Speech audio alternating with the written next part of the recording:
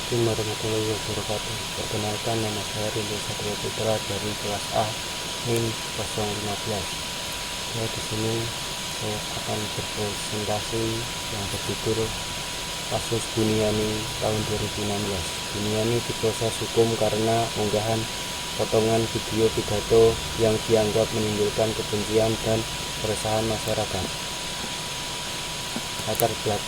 Latar belakang dari kasus tersebut, konteks dan signifikansi kasus Buniani. Kasus ini menjadi tonggak penting dalam konteks hukum digital Indonesia, khususnya penerapan UU ITE terhadap penyebaran informasi di media sosial. Dampak sosial dan politik yang luas menjanjikan kasus ini sebagai presiden signifikan. Konteks sosial dan politik 2016. Situasi politik dan sosial saat kasus berlangsung. Peran media sosial menjadi arena utama pembentukan opini publik. Informasi menyebar dengan cepat, termasuk konten yang belum terverifikasi dan berpotensi menyesatkan. Kronologi kasus bagian 1. Timeline awal peristiwa kasus Buniani 27 September 2016. Buniani mengunggah potongan video pidato Ahok di Kepulauan Seribu ke akun Facebooknya dengan judul yang menyesatkan dan provokatif. Manipulasi konten. Video asli dipotong secara elektif sehingga menghilangkan konteks penting. Penambahan judul mengubah makna pernyataan asli Ahok secara signifikan. Penyebaran viral video tersebut menyebar dengan cepat di media sosial dan memicu reaksi keras dari berbagai kelompok masyarakat, menjadi pemicu demonstrasi awal. Kronologi kasus bagian 2. November 2016 menetapkan tersangka dan demonstrasi besar. Penetapan tersangka November 2016. Buniani resmi ditetapkan sebagai tersangka oleh Barreskrim Polri atas dugaan pelanggaran UU ITE terkait unggahan video yang telah diedit. Demonstrasi besar. Aksi 411 atau 4 November dan aksi 212 atau 2 Desember berlangsung di Jakarta. Ratusan ribu massa turun ke jalan menuntut penegakan hukum terhadap Ahok.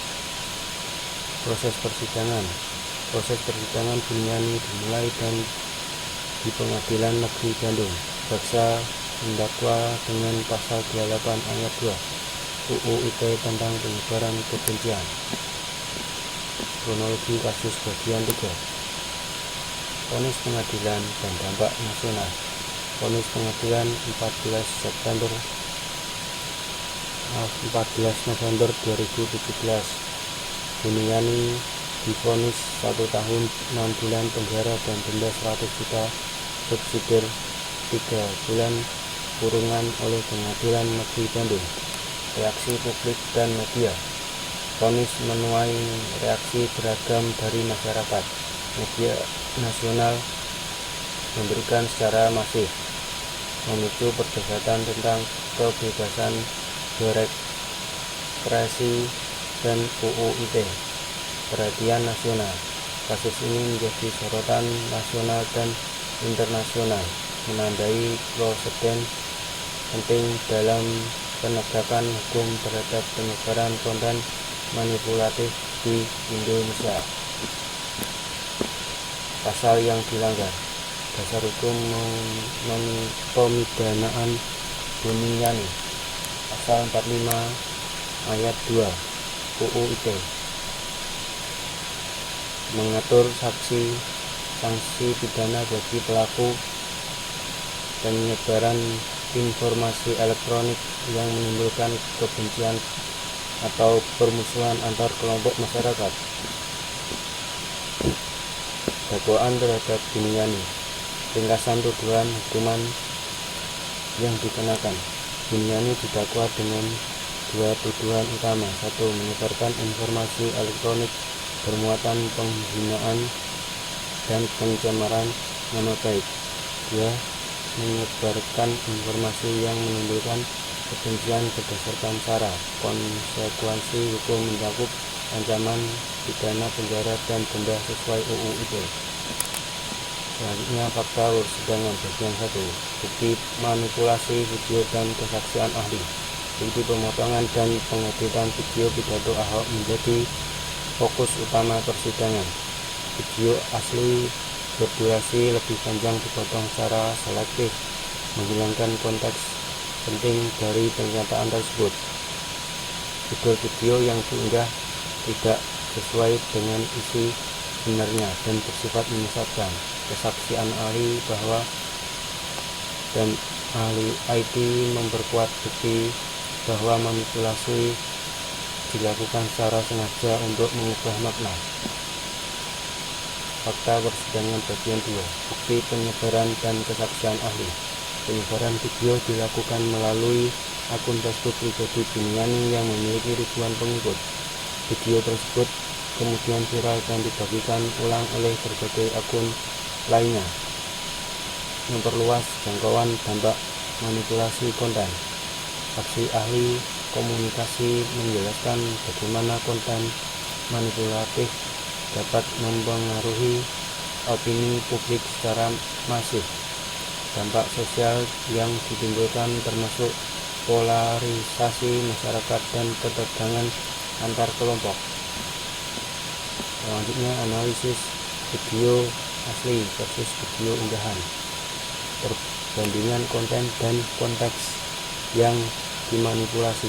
Video asli berdurasi lebih panjang dengan konteks lengkap. Potongan Buniani menghilangkan konteks krusial yang mengubah makna.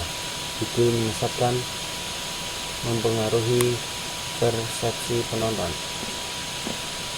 Dampak sosial kasus Buniani.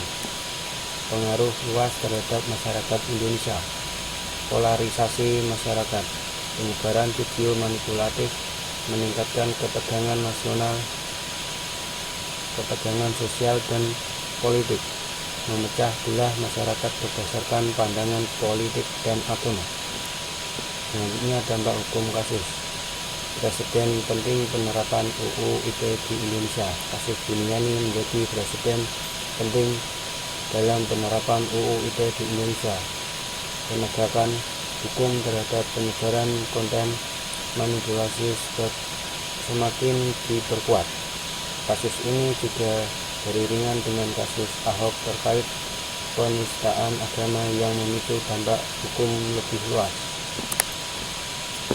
Selanjutnya foto demonstrasi dan sidang dokumentasi visual aksi 411 dan 212 di Jakarta. Foto-foto ini menggambarkan suasana tegang dan emosional saat demonstrasi besar berlangsung di Jakarta. Aksi 11 dan 212 menjadi momen bersejarah yang menunjukkan kekuatan massa dan dampak penyebaran konten manipulatif di media sosial. Implikasi hukum presiden dan konsekuensi hukum dari kasus Buniani. Presiden pertama kasus ini menjadi yang pertama di Indonesia, di mana seseorang dipidana karena mengedit dan menyebarkan video yang menyesatkan. Vonis ini menetapkan standar baru dalam penegakan hukum digital. Jurisprudensi penting. Putusan pengadilan menjadi rujukan penting bagi kasus-kasus serupa di masa depan. Hakim dapat menggunakan pertimbangan hukum ini untuk menilai kasus manipulasi konten digital lainnya. Tanggung jawab pengguna. Kasus ini menegaskan bahwa setiap pengguna media sosial memiliki tanggung jawab hukum atas konten yang diunggah dan disebarkan, termasuk risiko pidana jika melanggar UU ITE. Perspektif hukum pidana digital. Elemen hukum pidana dalam kejahatan siber. Pertanggungjawaban pidana di dunia digital mencakup siapa saja yang terlibat dalam pembuatan, pengeditan, dan penyebaran konten. Setiap individu bertanggung jawab atas tindakan di ruang siber. Ketika penggunaan sosial media, 3 pilar utama tanggung jawab digital. Verifikasi informasi. Sebelum membagikan informasi, pastikan kebenaran dan konteks lengkapnya. Cek sumber, bandingkan dengan media kredibel, dan hindari penyebaran berita tanpa verifikasi. Literasi digital dan media. Peran literasi digital dalam mencegah hoax. Literasi digital sangat penting untuk mencegah penyebaran hoax. Edukasi masyarakat diperlukan agar lebih cermat menggunakan media sosial. Praktik verifikasi sederhana seperti cek sumber, bandingkan dengan media terpercaya, dan gunakan situs hacker dapat membantu. Pembelajaran dari kasus Buniani. Pembelajaran penting untuk pengguna media sosial di era digital. Fact-checking. Pentingnya verifikasi informasi sebelum menyebarkan ke publik. Selalu periksa sumber asli, konteks lengkap, dan kebenaran konten belum membagikan di media sosial. Bahaya manipulasi, pemotongan, dan pengeditan konten dapat mengubah makna secara drastis. Manipulasi konten di era digital berpotensi memicu konflik sosial dan konsekuensi hukum yang serius. Peran media sosial. Media sosial memiliki kekuatan besar dalam membentuk opini publik. Konten viral dapat menyebar dengan cepat dan mempengaruhi persepsi masyarakat secara luas. Perbandingan dengan kasus serupa bagian 1. Kasus suap lainnya di Indonesia dengan UU ITE. Kasus Ratna Sarumpait tahun 2018 menyebarkan hoaks tentang penganiayaan diri sendiri yang memicu kegaduhan politik nasional. Serupa dengan Buniani, kasus ini melibatkan manipulasi informasi yang viral di media sosial dan berdampak pada stabilitas sosial. Yang kedua ada kasus Saraken tahun 2017, sindikat penyebar ujaran kebencian berbasis SARA di media sosial.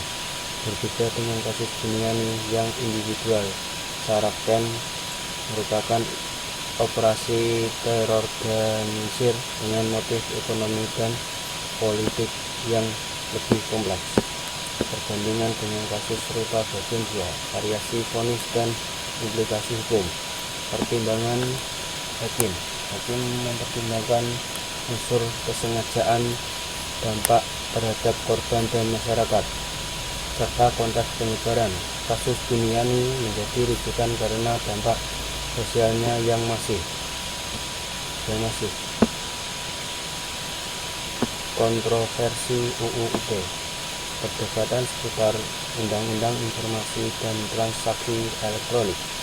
Kritik terhadap pasal karet UU ITE yang dianggap multitafsir dan berpotensi membuka kebebasan berpendapatan antara perlindungan dari penyebaran kebencian versus hak berekspresi terus berlangsung. Berbagai pihak mengusulkan revisi UU ITE untuk menyeimbangkan penegakan hukum dan kebebasan sipil. Rekomendasi kebijakan dan edukasi. Langkah strategi untuk mencegah penyebaran konten manipulatif. Literasi digital. Peningkatan literasi digital masyarakat melalui program edukasi nasional di sekolah dan komunitas. Mengajarkan cara verifikasi informasi dan berpikir kritis terhadap konten online. Regulasi konten. Penguatan regulasi konten digital dengan revisi UU ITE yang lebih jelas dan proporsional, kolaborasi pemerintah dengan platform media sosial untuk moderasi konten berbahaya, edukasi tanggung jawab pengguna media sosial tentang konsekuensi hukum penyebaran hoax, kampanye think before you share untuk mendorong verifikasi sebelum berbagai informasi. Referensi. Sekian, terima kasih. Maaf bila ada kesalahan membaca. Assalamualaikum warahmatullahi wabarakatuh.